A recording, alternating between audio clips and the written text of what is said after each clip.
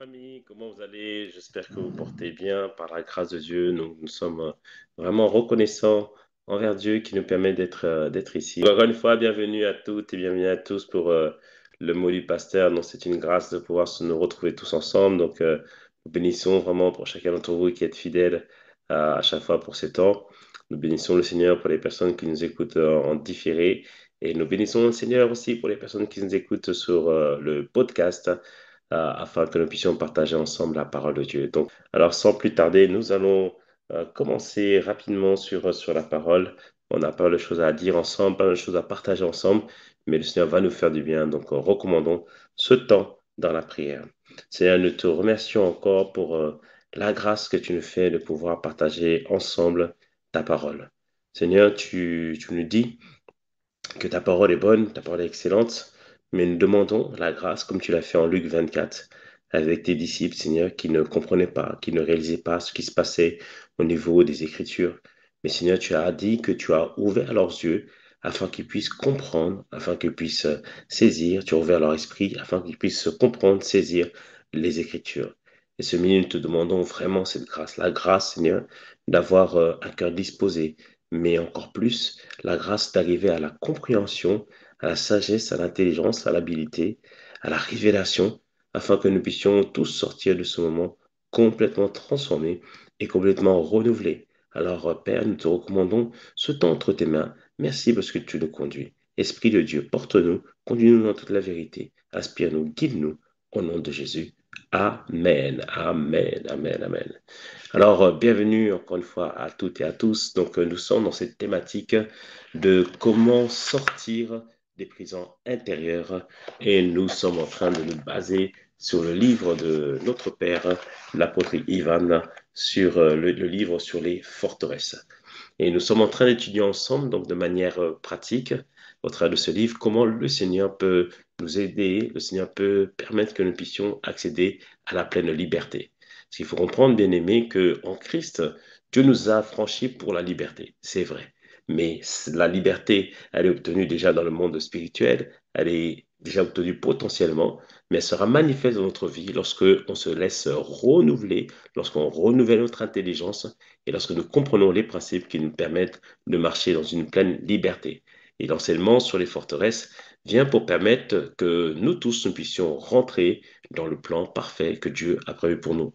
Alors nous avons vu dans la première partie que le but des forteresses n'est pas de nous empêcher d'aller à l'église, n'est même pas de nous empêcher de prier, mais de nous empêcher de vivre et d'expérimenter tout ce que Dieu a prévu pour nous. Et on a expliqué que avant notre nouvelle naissance, nous avions un homme fort. Un homme fort, c'est un esprit. Un homme fort, c'est un esprit méchant. Un homme fort, c'est une influence qui était sur nos vies et qui dirigeait notre vie. Rappelez-vous, l'apôtre Ivan en parle aussi dans le livre des forteresses, que nous sommes tous sous l'influence, dans le chapitre 5 justement des forteresses. Il dit en fait que nous sommes toujours esclaves de ceux qui a triomphé de nous. Et il n'y a que deux maîtres dans ce monde. Il y a ceux qui appartiennent à Dieu, ceux qui n'appartiennent pas à Dieu. Ceux qui n'appartiennent pas au Seigneur étaient sous l'influence de Satan par la voix de ses agents, qui sont des esprits méchants. Et on a expliqué que un esprit méchant, ça peut être un esprit de pauvreté, un esprit de tristesse. Lorsqu'on donne notre vie à Jésus, veut nous maintenir dans une prison. Et dans cette prison, il construit, il bâtit ce qu'on appelle une forteresse. Dans cette prison vise à le protéger, l'esprit, faire en sorte que l'esprit ne puisse pas être chassé et faire en sorte que tout ce que l'esprit tient en captivité ou tient sous sa main, qu'il puisse le garder et qu'il puisse ne point le redistribuer. Et on a compris ensemble que plus que jamais, on doit tout faire par la grâce de Dieu, tout faire pour que le Seigneur nous accorde la grâce de comprendre les forteresses, afin que l'homme fort qui tenait nos vies auparavant ne puisse pas trouver le moyen de trouver en nous un système de pensée, une façon de raisonner qui l'abrite ou qui l'empêche de sortir totalement de notre vie ou de ne plus avoir l'emprise sur nos vies. Et on a expliqué que justement que les forteresses, ce sont des systèmes de raisonnement, ce sont des systèmes de pensée qui visent à s'opposer à ce que Dieu dit, qui visent à faire en sorte que nous puissions point à faire et accomplir ce que Dieu veut. Donc, on a dit, donc, c'était en page 26 du livre sur les forteresses sont des pensées néfastes, contraires aux principes divins, qui imposent une dictature aux émotions, aux sentiments des êtres humains en les dissuadant de marcher selon le commandement divin. En d'autres termes, le but de la forteresse, c'est de nous empêcher de vivre selon la parole de Dieu. Donc, vous retrouvez ces définitions en page 26 et page 27. En page 49 et 50, l'apôtre Ivan, c'est là qu'il nous parle de l'homme fort qui était là, qui influençait nos vies auparavant et qui veut rester, veut maintenir son influence, veut maintenir son emprise sur nos vies en bâtissant en nous une forteresse. Et nous avions comme premier principe, premier exercice, de réaliser, de prendre le temps de réfléchir quelles sont les choses au travers de notre histoire, quelles sont les choses qu'un mauvais comportement nous a privés. Par exemple, quelqu'un qui se comportait beaucoup dans la colère, qui se mettait beaucoup en colère, lorsqu'il fait cette introspection, il réalise que la colère, l'attitude de colère, l'a privé de certaines relations, a brisé certaines relations. Et quand tu prends le temps de réfléchir à tout ça, tu comprends, tu saisis quelles sont les choses que le diable t'a volées, quelles sont les choses dont tu as été cambriolé. Mais par la grâce de Dieu, alors que nous sommes dans cet enseignement sur les forteresses, tout ce qui a été cambriolé dans ta vie sera restitué dans le nom puissant de Jésus. Quelqu'un me dise un beau Amen. Alors aujourd'hui, on va voir ensemble comment se construisent les forteresses. Et là, nous sommes dans le chapitre 3 du livre sur les forteresses à partir de la page 16. Donc, je vais énumérer l'apôtre Ivan parle de 8 raisons, mais je vais en énumérer seulement 7 aujourd'hui. Et on va faire un cas pratique au travers de la vue de Judas pour comprendre comment une forteresse se bâtit et comment on peut le relier à notre propre vie. Alors, la première chose que l'apôtre nous dit à la page 16, c'est que les forteresses se construisent en vous lorsque vous transformez un combat spirituel en combat charnel. Je répète, donc nous sommes à la page 16, les forteresses se construisent en vous lorsque vous transformez un combat spirituel en combat charnel. Ça veut dire quoi? Bien aimé, on l'a dit tout à l'heure, nous sommes tous sous l'influence d'un esprit. Soit c'est l'esprit de Dieu, soit c'est l'esprit, c'est Satan qui influence les choses. Et on doit comprendre quand une personne nous injurie, quand une personne veut nous faire du mal, quand une personne est contre nous, même nous persécute, bien aimé, sache que derrière, cette personne est sous influence, cette personne est contrôlée par Satan. Et l'erreur, souvent, lorsque nous voyons cela, nous sommes blessés dans notre cœur, on en veut à la personne. On veut détruire la personne, on veut anéantir la personne, mais on doit comprendre, saisir que le combat n'est pas charnel, mais il est spirituel. Spirituel veut dire quoi? C'est que je dois réaliser et comprendre que derrière ces injures, derrière cette maltraitance, derrière cette colère, derrière cette persécution, derrière les personnes qui s'opposent à moi, il y a un ennemi, c'est Satan. Amen. C'est-à-dire que je ne garde pas de rancune vis-à-vis des personnes parce que je comprends que derrière, il y a une influence.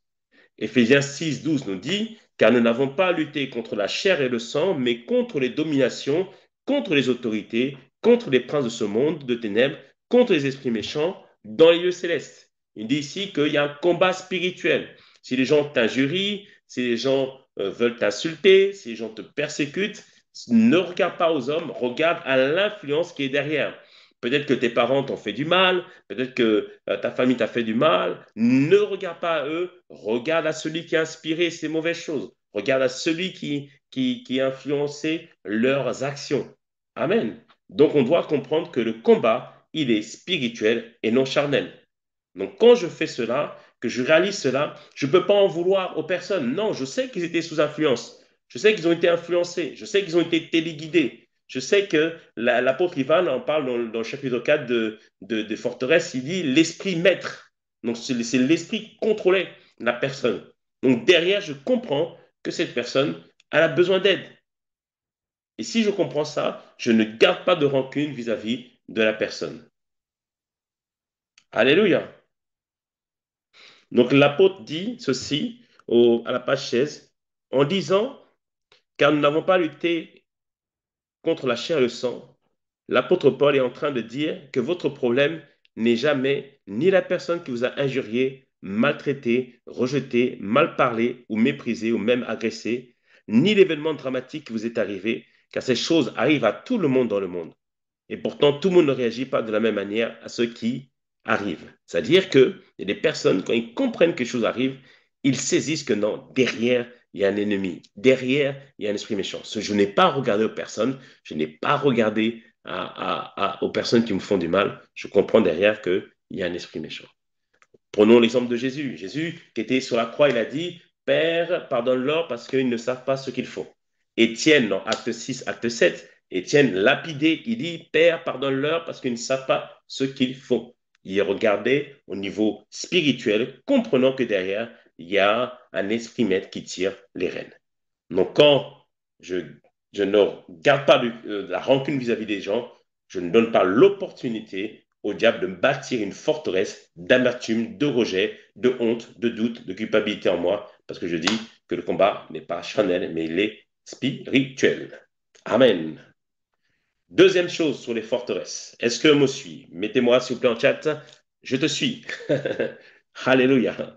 Afin que nous puissions avancer ensemble. Si vous me suivez, mettez je te suis, je te suis, je te suis, pasteur. Donc, la deuxième chose, bien aimé, sur les forteresses se construisent en vous lorsque le tentateur se déguise en consolateur. Oh là là là là là. La Bible nous dit, donc je répète, les forteresses se construisent en vous lorsque le tentateur se déguise en consolateur. 2 Corinthiens 11, versets 14 à 15 nous dit, et ce n'est pas étonnant puisque Satan lui-même se déguise en ange de lumière. Donc ce verset nous avertit, attention, Satan, il peut prendre l'aspect d'un ange de lumière. Et dans le cas de forteresse, ce qui va se passer, c'est que quelqu'un te parle mal, quelqu'un t'injurie, quelqu'un te fait du mal, quelqu'un se comporte mal avec toi. Il vient auprès de toi, Satan, pour te dire, oh, mais je comprends, tu sais, moi je comprends ce qui t'arrive. Tu as raison de te fâcher. Tu as raison, regarde ce que tu as fait. Mais oui, regarde ce qu'on t'a fait. Ah là là, les gens sont trop méchants. Oh là là là là, les gens sont trop méchants. Oh, mais toi, oh. Mais pourquoi ils t'ont fait ça? En gros, ils se transforment comme un consolateur déguisé. Le but, bien aimé, c'est de te faire croire, de te faire aller dans l'apitoiement et de te faire croire que tu as raison d'avoir de l'amertume, que tu as raison d'être triste, tu as raison d'avoir peur, tu as raison de tout simplement laisser les œuvres de la chair, la peur, la honte, la culpabilité rentrer en toi. Je prie que dans le nom de Jésus, que cette voix bizarre que tu entends de consolation qui ne vient pas de Dieu, maintenant s'en aille dans le nom de Jésus. Amen. Donc on poursuit la troisième chose, les forteresses se construisent en vous lorsque vous cultivez les voies intérieures qui vous donnent des raisons valables de ne pas pratiquer la parole de Dieu. Ce sont là les raisonnements. Je répète, les forteresses se construisent en vous lorsque vous cultivez ces voies intérieures et qui vous donnent des raisonnements valables de ne pas pratiquer la parole de Dieu. Ce sont des raisonnements. Donc les forteresses, on a dit, ce sont des systèmes de pensée. Et il y a deux types de voix qu'on entend dans les forteresses. Il y a les raisonnements. Les raisonnements, c'est la voix que la personne entend, qui donne une justification. Comme je dis, Satan se transforme en consolateur. Il va te dire, tu as raison d'être amer. Les gens t'ont fait beaucoup trop de mal. Regarde comment il s'est comporté. Regarde, il a fait ceci. Regarde, il a fait cela. Tu as raison, tu as raison. Oui, tout homme, il faut demander la justice. Oui, la justice, il faut la justice. Alors, tu as raison de te fâcher. Donc, il y a toute une voix qui te donne tout un raisonnement pour que il fasse en sorte que tu te dises, eh oui, j'ai raison d'être amer. J'ai raison d'être amer. Ça, ce sont les raisonnements. C'est les types de voix que tu entends ou que quelqu'un entend qui va donner une justification pour, euh, pour, euh, pour motiver ou pour permettre à la personne de demeurer dans une forteresse. Ça, c'est les raisonnements. En quatrièmement, on parle aussi les forteresses se construisent en vous lorsque vous cultivez les voies intérieures qui vous poussent à désobéir à Dieu sans raison valable. Il dit ici, ce sont les hauteurs. Donc la Bible nous dit en 2 Corinthiens 10, versets 4 à 5, car les armes avec lesquelles nous combattons ne sont pas charnelles, mais elles sont puissantes par la vertu de Dieu pour renverser les forteresses. Nous renversons les raisonnements et toute hauteur qui s'élève contre la connaissance de Dieu. Et nous amenons toute pensée captive à l'obéissance en Christ. Donc ici, je répète, les principes 3 et principe 4, les forteresses se construisent à cause de deux voies. Les raisonnements, donc la voie qui trouve une justification pour que la personne demeure dans son état. Et après, il y a les hauteurs. Les hauteurs, c'est la voix qui ne trouve pas de justification, mais qui résonne dans la tête d'une personne qui lui dit, tu es triste, tu ne mérites pas le bonheur, tu es nul. Donc, il y a une voix qui résonne comme ça et qui ne se justifie pas, mais qui vient pour percuter la pensée de quelqu'un, pour percuter l'âme de quelqu'un et qui le maintient dans une prison. Donc, prenons l'exemple de Judas, déjà pour ses premiers principes. Mon premier principe, on a dit comprendre que le combat n'est pas charnel mais spirituel. Deuxième chose, donc les forteresses se construisent lorsque on pense que le combat est charnel au lieu de comprendre que le combat est spirituel. Deuxième chose, on a dit que lorsque le diable se transforme en consolateur.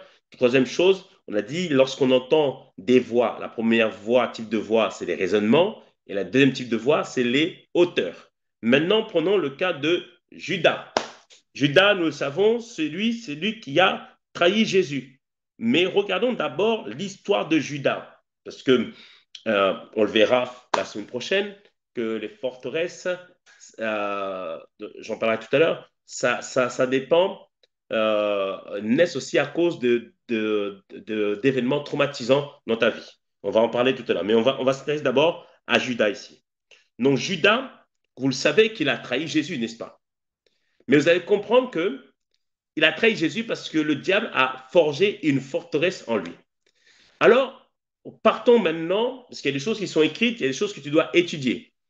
Donc Judas, comme tu savais, qui s'appelle Judas Iscariote, il s'appelait Judas Iscariote pourquoi? Parce que Judas ne venait pas de la Galilée. La plupart des disciples venaient de Galilée, mais Judas ne venait pas de Galilée.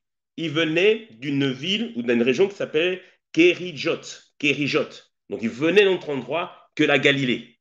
Et imaginez-vous, les disciples, lorsque vous lisez les Écritures, ils étaient toujours en train de se disputer. Quel est le plus grand? Quel est celui qui est le plus fort? Quel est celui qui a le plus de grâce? Quel est celui qui va prendre la suite? Donc, ils se disputaient toujours. Et Judas, lui étant le seul Galiléen, arrive dans cette atmosphère, dans cet environnement où il n'y a que des Galiléens. Et là, à ce moment-là, vous savez quoi? Judas, peut-être que à ce moment-là, il y avait des moqueries. Parce que rappelez-vous que la manière, une fois l'apôtre Pierre, on l'a dit, on sait que tu es un Galiléen. Dans la manière dont tu parles, tu es un Galiléen. Donc ils avaient une certaine manière de parler. Donc là, j'extrapole. Peut-être que les disciples se moquaient un peu, chahutaient un peu Judas pour dire, ah, mais tu ne parles pas tout à fait comme nous, tu n'as pas tout à fait le même accent que nous, tu n'as pas tout à fait les mêmes expressions que nous. Et là, à ce moment-là, il s'est dit, ah, il en a voulu aux autres disciples. Il en a voulu aux autres disciples. Il en a voulu aux autres disciples, au lieu de comprendre qu'à ce moment-là, en fait, les disciples se comportaient de manière charnelle ou étaient inspirés par le diable, comme l'apôtre Pierre. On sait que des fois, il avait la révélation et des fois, il disait des choses, il n'était pas inspiré par Dieu, en fait. Il avait des pensées d'homme, comme disait Jésus. Donc, on voit ici qu'il vient dans cette atmosphère où les autres disciples sont là, entre Galiléens. Et là, à ce moment-là, au lieu de prendre un peu les choses à la blague, un peu à la rigolade, eh ben non, il dit, ah non, c'est pas possible. Donc, il y a quelque chose qui commence dans son cœur. Je suis le seul qui n'est pas de Galilée. Aïe, aïe, aïe. Qu'est-ce qu'ils vont me faire?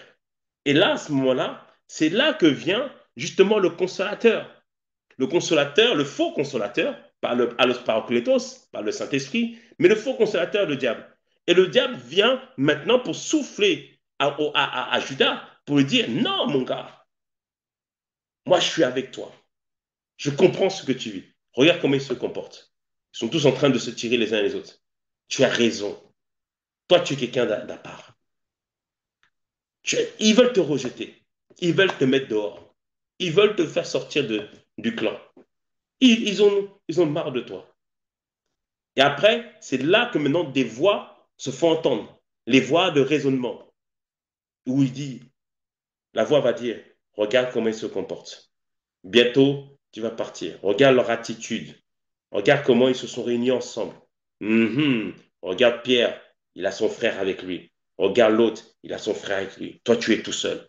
Attention, bientôt, ils vont te mettre dehors. Bientôt, ils vont te mettre dehors. Regarde, tu es rejeté dans ce groupe. Tu es rejeté. Regarde comment ils se comportent. Regarde l'attitude qu'ils ont. Tu es rejeté dans ce groupe. En plus, regarde, le maître, des fois, il va avec trois disciples avec lui.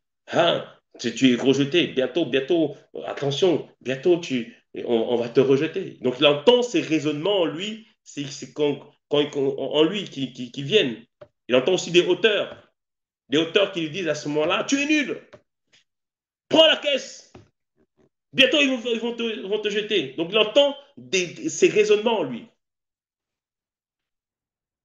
Et c'est comme ça que nous pouvons interpréter, comprendre, saisir que dans son cœur, il se dit, bah voilà, je vais voler à la caisse.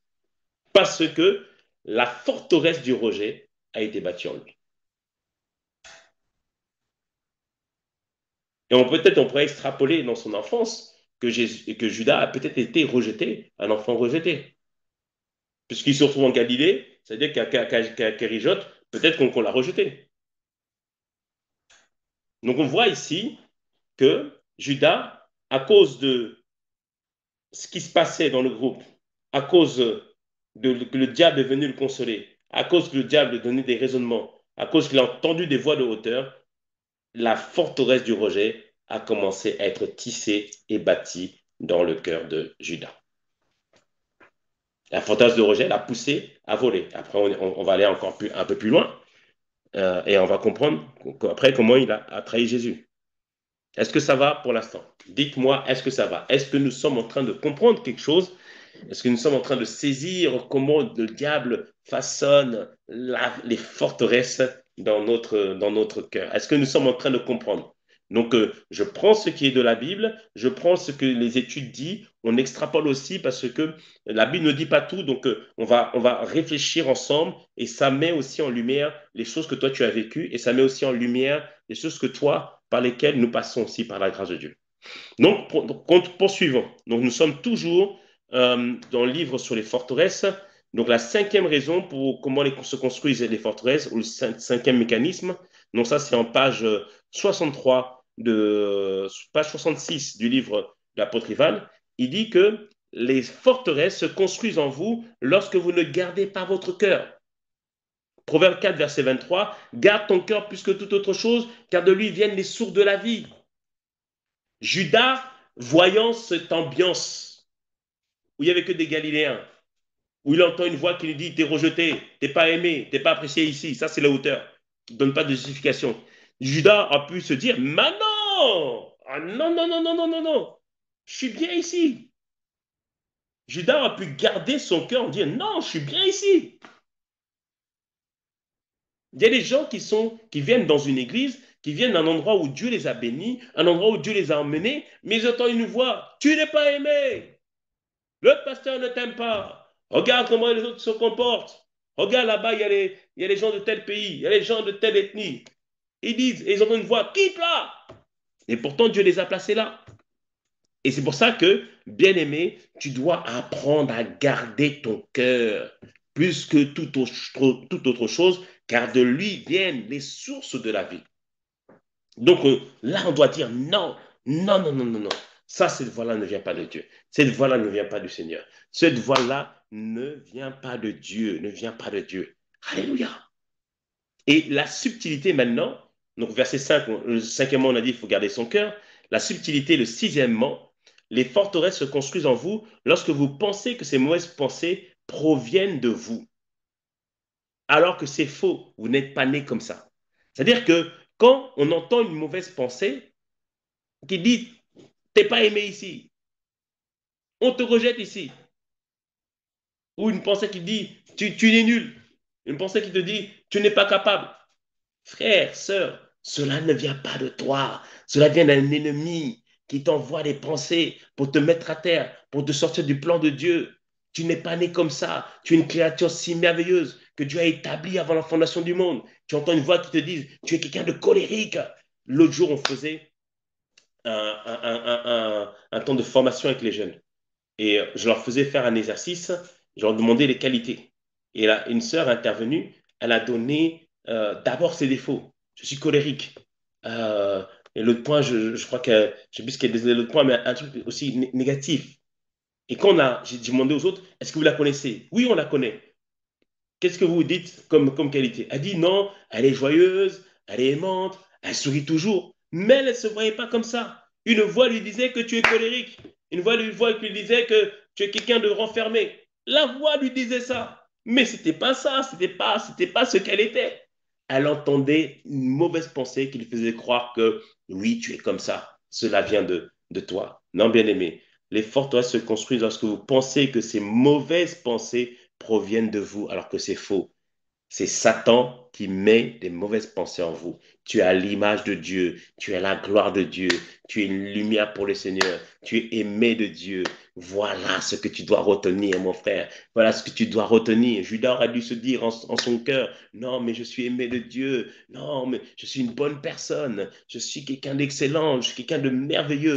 Ah, bien-aimé, fais attention à ces mauvaises pensées. Fais attention aux pensées qui viennent en toi. Ça ne vient pas de toi, c'est les événements de la vie, c'est ce qu'on a pu te dire, c'est ce que toi tu t'es dit à toi-même. Mais qu'est-ce que dit Dieu? Qu'est-ce que dit Dieu dans sa parole? C'est ça que tu dois croire, c'est ça que tu dois croire. Alléluia. Amen. Donc, septièmement maintenant, les forteresses se construisent en vous lorsque l'ennemi profite des événements traumatisants de votre enfance pour bombarder votre âme. C'est-à-dire quoi? Donc, à la page 71, l'apôtre Ivan dit ceci. Vos yeux, ce que vous voyez, vos oreilles, ce que vous entendez, vos mains, ce que vous touchez, votre langue, ce que vous mangez, goûtez, et votre nez, ce que vous respirez, peuvent devenir une occasion de chute, car vos cinq sens sont des portes d'accès du péché à votre cœur. Donc il en parle aussi dans le livre de neutraliser l'ennemi numéro un qui est la chair. En d'autres termes, ce que tu as vu, par exemple, quelqu'un qui a vu un événement traumatisant, son père battre sa mère. Ses yeux ont vu cela. Mais la vue, donc le sens, a transmis une information à sa pensée. Peut-être que dire que si par exemple c'est une femme qui voit ça, elle se dit tous les hommes sont mauvais. Et dans sa tête, tous les hommes sont mauvais. Donc l'événement traumatisant, le diable en a profité pour donner une pensée, pour bâtir une forteresse dans la personne. La personne a grandi toute sa vie, tous les hommes sont mauvais, tous les hommes sont mauvais, tous les hommes sont mauvais. Et là, cette personne-là ne voudra pas se marier parce que dans sa tête, tous les hommes sont mauvais. Mais qui a bâti la forteresse? Satan qui a profité de l'événement qui s'est passé. OK? Revenons maintenant sur le cas de Judas.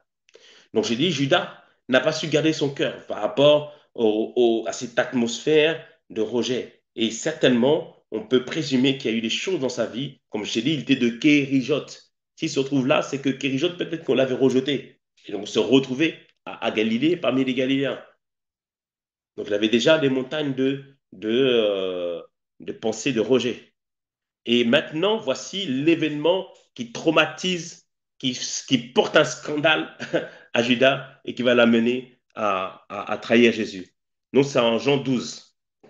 Donc, en Jean 12, on voit une femme qui prend un parfum de grande valeur dans un vase d'abac, c'est-à-dire de grande valeur. Donc, ce parfum lui met de grande valeur, le vase est de grande valeur. Cette femme prend ce parfum, elle vient, elle répand ce parfum, casse le vase, elle répand le parfum. Et là, c'était vraiment un signe d'adoration, un sacrifice qu'elle faisait pour Jésus. Elle répand ce parfum sur les pieds de Jésus, elle embaume les pieds, enfin, elle met le parfum pour que le corps de Jésus soit rempli de ce parfum. Et là, à ce moment-là, les disciples s'indignent de ce que elle a fait ça. Et notamment, Judas prend la parole en Jean 12, versets 5 à 8. Judas dit, pourquoi n'a-t-on pas vendu ce parfum pour 300 deniers pour les donner aux pauvres? On sait qu'il voulait faire ça pour voler. Rappelle-toi, s'il a voulu voler, c'est parce que la fantasie du rejet en lui lui disait profite vite avant qu'on t'éjecte des disciples. Donc, verset 6, il disait cela, non qu'il se mit en peine des pauvres, mais parce qu'il était voleur. Donc, la forteresse du rejet l'a mené à être voleur. Et que, tenant la bourse, il prenait ce qu'on y mettait. Verset 7, mais Jésus dit, laisse-la garder ce parfum pour le jour de ma sépulture. Il dit, vous avez toujours les pauvres avec vous et vous ne m'avez pas toujours. Donc ici, le maître le reprend. Le maître dit stop, ne dites pas ça. Et là, bien aimé, les événements traumatisants dans la vie, ne pensez pas que c'est un accident, ne pensez pas que c'est une mort. Non, bien aimé, les événements traumatisants, des fois, c'est juste des choses qu'on n'arrive pas à gérer au niveau de ses émotions. C'est ça aussi un événement traumatisant. Quand on parle de traumatisme, des fois, c'est juste quelqu'un qui n'a pas su gérer ses émotions. Et là, à ce moment-là, il reçoit cette parole de Jésus. Et là, bien aimé, l'esprit de rejet, la forteresse de rejet, lui dit, ah, Judas, je t'avais dit. Et là, la voix de l'offense maintenant dit, ah, tu vois, tu vois, on t'avait dit. Et là, Judas est blessé. Judas est offensé. Son cœur est offensé. Et toi, mon frère, est-ce que toi, tu es offensé? Est-ce que toi, tu es offensé? Garde ton cœur de l'offense. Garde ton cœur afin que la forteresse du rejet, la forteresse de l'offense ne rentre pas en toi. Donc Judas est offensé. Ça, c'est en Jean 12. Regarde maintenant en Jean 13, au verset 2. La Bible nous dit que pendant le souper, lorsque le diable avait déjà inspiré au cœur de Judas Iscariote, fils de Simon, le dessein de livrer Jésus. Donc l'offense rentrait dans son cœur avec la forteresse de rejet qui était là. Judas a décidé de livrer Jésus. Qu'est-ce qui s'est passé? Il y a une voix qui lui a dit, il faut le tuer. Là, il a trop abusé. Là, il a trop déconné. En plus, il parle que bientôt il va mourir. Profites-en, vends-le, acquiert un peu d'argent. Mais regarde comment il se comporte avec toi. Judas, ça se fait pas. Il faut que tu fasses quelque chose, Judas. Judas, tu dois réagir. Là, je parle à quelqu'un. Il y a des fois des gens qui t'ont insulté, qui t'ont mal parlé. Tu entends une voix, réagis, réagis. Et ta réaction a détruit une relation. Ta réaction était tellement violente que ça a tout détruit. Mais dans le nom puissant de Jésus, tu vas tout récupérer, tu vas réparer ces relations. J'ai dit, tu vas réparer ces relations dans le nom de Jésus. Dans le nom de Jésus. Alléluia. Donc on est en train de comprendre que la forteresse du rejet, bâtie en Juda, accablée, enfin couplée avec cet événement traumatisant où Jésus a repris Judas, Judas a été offensé, le diable a parlé à son cœur et il a décidé maintenant de livrer le Seigneur Jésus. Il entendait des voix qui disaient, tue-le, vends-le, fais ça. Et là, à ce moment-là, Judas aurait pu dire non. On l'a dit tout à l'heure, les forteresses se construisent parce qu'on ne garde pas son cœur. Judas aurait pu dire non. J'aurais pu dire non, bien-aimé, tu peux dire non à ces mauvaises pensées. Tu peux dire non à ces voix. Ne les laisse pas construire en toi cette forteresse. Tu peux dire non. C'est contraire à la parole de Dieu. Dis non. Alléluia. Il aurait pu dire non. Mais Judas a accepté la pensée. Et du coup, il a réfléchi à un moyen de pouvoir livrer le Seigneur. Dans Jean 13, versets 26 et 27, Jésus dit que parmi vous, il y a ici un qui va me trahir. Et il prend un bout de pain et il le trempe maintenant. Jean 13, versets 26 et 27. Il trempe le morceau je ne sais pas si c'est une sauce ou une soupe, et il donne à Judas Iscariote. Et verset 27, dès que le morceau fut donné, écoute ça, Satan entra dans Judas. Aïe, aïe, aïe. Là, c'est plus juste un système de pensée qui était en lui. C'est plus juste un système de rejet, un forteresse de rejet qui rentre en lui. Non, non, non, non. Là, il a accepté, en acceptant le morceau, il a accepté le projet de Satan, il a accepté l'emprise de Satan. Et là, la Bible nous dit que Satan est entré en Judas. Là, c'est même plus une forteresse, là, c'est une possession. Le Satan est rentré. Et là, à ce moment-là, la Bible nous dit ceci, Jean 13, verset 30. Judas, ayant pris le morceau de pain, se hâta de sortir. Et la Bible nous dit, il était nuit. C'est un moment sombre, un moment délicat, un moment obscur.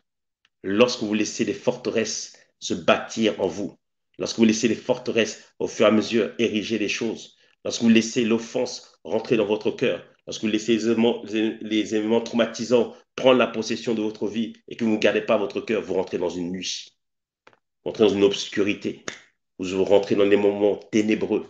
Oh Seigneur, je prie que véritablement que tu délivres quelqu'un ce midi par la grâce de Dieu, que quelqu'un délivre quelqu'un ce midi par la grâce de Dieu. Et nous connaissons la suite. Judas a vendu Jésus. Jésus a été livré et après sacrifié. Et Judas, à ce moment-là, une fois qu'il a fait ça, Satan s'est retiré et là, il a regretté l'acte qu'il avait fait. Donc là, c'est vraiment le cas extrême, le cas dramatique, mais c'est pour t'expliquer vraiment comment les forteresses se bâtissent. Donc il avait en lui des sentiments de rejet. Et donc du coup, la forteresse de rejet s'est bâtie en lui. Il entendait des voix qui lui disaient vole. Il entendait des voix, bientôt ton temps est terminé. L'événement traumatisant de l'offense vis-à-vis de Jésus est venu percuter encore son cœur. Et là, ça a ouvert dans sa pensée des désirs de tuer Jésus, des désirs de le trahir. Et après là, il a accepté la pensée. Le diable a pris possession de lui. Et ça a été là, le drame. Ça a été le drame. C'est pour ça, bien-aimé, tu ne dois pas laisser les forteresses sataniques t'emprisonner. Tu ne dois pas laisser les forteresses sataniques t'emprisonner. Ah, bien-aimé, que Dieu nous fasse grâce. Que Dieu nous fasse grâce par la grâce de Dieu. Alors, bien-aimé, face à l'offense, je t'en prie, je t'en conjure, je te dis, je t'en conjure, toi qui m'écoutes, dans cette rediffusion ou dans ce podcast, je t'en conjure, fais tout pour garder ton cœur face à l'offense. Et une des clés pour garder l'offense des personnes par rapport aux personnes, rappelle-toi toujours le bien qu'on t'a fait. Rappelle-toi toujours le bien qu'on t'a fait. Rappelle-toi comment tes parents ont pris soin de toi. Rappelle-toi comment ce leader, ce pasteur, cette mère spirituelle, ce frère, grand frère qui a pris soin de toi. Rappelle-toi toujours. Peut-être que demain, vous allez plus bien vous entendre. Peut-être demain, il va faire des choses qui t'ont blessé. Mais rappelle-toi le bien qu'on t'a fait. Judas avait oublié que Jésus avait peut-être prié pour lui. Rappelle-toi que les disciples n'ont jamais été malades avec Jésus. Peut-être que Jésus l'avait guéri. Il avait oublié ça. Il avait oublié que il était devenu trésorier, c'est parce qu'il avait été embauché par Jésus. Jésus l'avait fait du bien. Il avait oublié que parfois ils n'avaient pas à manger. Jésus multipliait les pains. Jésus prenait soin de lui. Il avait oublié que lorsqu'il y avait les tempêtes, lorsqu'il y avait les vents, Jésus était là. Bien-aimé, rappelle-toi du bien qu'on t'a fait et chasse-moi ces mauvaises pensées. Chasse-moi ces mauvaises pensées dans le nom de Jésus. Rappelle-toi du bien qu'on t'a fait. La Bible nous dit ceci, psaume 103, verset 1. Il dit, le psaume de David, mon âme bénit l'Éternel et tout ce qui est en moi bénit son saint nom. Mon âme bénit l'Éternel et n'oublie aucun de ses bienfaits.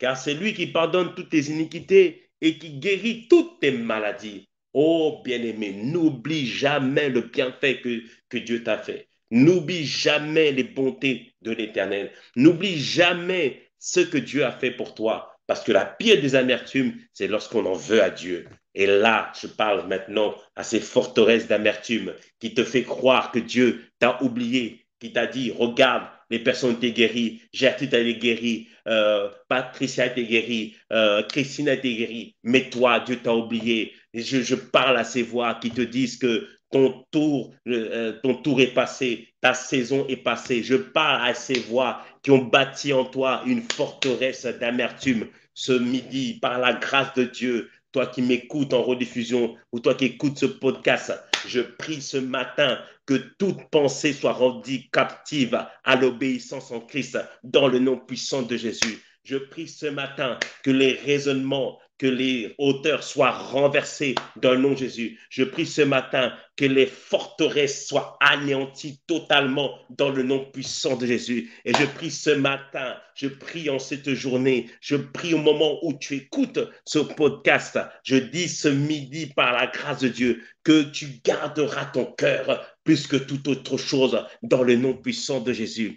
Oh, merci Seigneur. Père, étends ta main puissante, quelles que soient les forteresses qui ont été érigées dans notre cœur, Père, elles seront abattues dans le nom de Jésus. Alors donne-nous la grâce de comprendre, de saisir d'où cela vient afin que nous puissions en sortir. Père, nous refusons de rester dans les prisons de la peur, les prisons de l'amertume, les prisons de la pauvreté, les prisons de la honte, les prisons de la culpabilité, les prisons de l'impudicité. Père, nous t'en prions ce midi. Fais-nous grâce, fais-nous grâce. Oh Jésus, nous t'en prions. Merci Seigneur. Gloire sans Dieu à ton nom. Alors, pour terminer aujourd'hui, l'exercice pour la prochaine session. Tu vas prendre le temps de faire une introspection avec le Seigneur Jésus-Christ. Tu vas prendre le temps de t'asseoir et de regarder, examiner. Dieu, Seigneur, montre-moi les événements traumatisants par lesquels je suis passé. C'est les choses que tu as oubliées. Les choses que tu as dit, c'est pas grave. Et les choses que tu as dit, oh, mais c'est pas grand-chose. Il y a les choses que tu as dit, non, mais ça, c'est pas. Mais au fond de toi, il y a quelque chose qui s'est bâti. Il y a une mauvaise semence qui a été semée. Bien-aimé, prends le temps cette semaine. Assieds-toi avec le Saint-Esprit. Assieds-toi avec Dieu. Seigneur, quels sont les événements qui m'ont traumatisé? Qu'est-ce qui est arrivé en moi? Il y a des fois, il y a des personnes qui ont vu leurs parents ne pas avoir suffisamment d'argent. Donc, tu t'es dit, ah, bah, forcément, on est pauvre. Et donc, du coup, tu as fait des choix.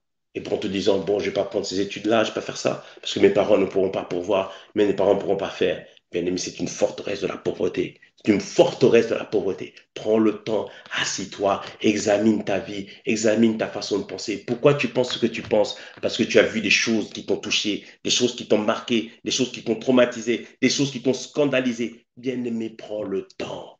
Prends le temps, car c'est le temps de ta liberté, c'est le temps où tu vis maintenant pour Christ, dans le nom de Jésus. Ah, Père, nous te remercions. Alléluia. Amen. Waouh. Merci, Seigneur. Et avant de nous quitter, nous voulons vraiment donner l'opportunité à quelqu'un qui veut s'en sortir. Et la première voie de sortie, la première clé qui ouvre les prisons, c'est la relation avec Jésus-Christ, qui renouvelle nos pensées et qui nous transforme, qui nous change pour le meilleur. Alors, c'est votre partage. Dites cette prière avec moi, Seigneur Jésus. Aujourd'hui, je me tourne vers toi. Je fais de toi mon Seigneur et mon Sauveur. Change ma vie, transforme-moi, purifie-moi et aide-moi. J'ai ainsi prié au nom de Jésus. Amen. Vous avez fait cette prière, elle a l'air de rien, mais elle change votre vie pour le meilleur. Et Dieu a tellement un plan merveilleux pour vous. Donc je vais prier pour vous et nous allons aussi prier pour la fin. Donc ne ratez pas la suite. On va aller pas à pas. Donc là, on a été jusqu'au chapitre 3 du livre de l'apôtre Ivan. Donc nous sommes au chapitre 3 et 4, pardon. Chapitre 3 et 4 du livre de l'apôtre Ivan. On va continuer la semaine prochaine. La semaine prochaine, on va revenir sur les mêmes choses. On va faire des exercices pratiques afin que tu puisses déceler les schémas de pensée qui sont en toi par la grâce de Dieu. Et après, on continuera. Parce qu'avant de détruire, de démolir, il faut identifier la forteresse. Donc, je vais prier pour ceux qui se sont tournés vers le Seigneur Jésus-Christ et je vais prier pour la fin de ce moment. Seigneur, merci encore pour ce temps. Merci pour ta grâce qui nous a apporté. Merci pour ces personnes qui sont tournées vers toi. Merci parce que tu leur accordes une nouvelle vie. Et merci pour toutes les personnes qui ont été connectées ou qui écoutent, Seigneur, cette session par la suite, Seigneur. Nous te remercions parce que ta parole est esprit et vie. Et ta parole vient pour délivrer. Ta parole vient pour libérer. Ta parole vient pour nous propulser. Et tu le fais dans notre vie. Alors, Père, que toute la gloire te revienne à toi et à toi seul. Merci pour ces choses merveilleuses que tu fais au milieu de nous. Père, nous te remercions. Nous t'avons ainsi prié au nom de Jésus et nous disons Amen, amen. Alors, y a-t-il quelqu'un qui a reçu quelque chose? Est-ce que quelqu'un a été Amen. béni de cette session Amen. au profit de la Amen. vie, comme Amen, le tonnerre? Amen. Amen. Amen. Amen, amen. Richement béni. Amen. Amen. Gloire à Dieu. Amen. Amen. amen, Amen. amen, amen, amen. Merci. Merci, Amen. pasteur, merci. Amen. Amen. Donc, à très bientôt. Amen. Amen. Je te vois élevé, je te vois briller, je te Je reçois. vois être Amen. Amen. Amen. Amen. Amen. Je Amen, reçois au amen. nom de Dieu Jésus. vous bénisse. Sois Donc, demain, on se retrouve béni. pour la prière à 5 Merci. heures. Sois On se retrouve béni, pour la pasteur. prière. Amen, amen. On se Amen. retrouve pour la prière à 5 heures.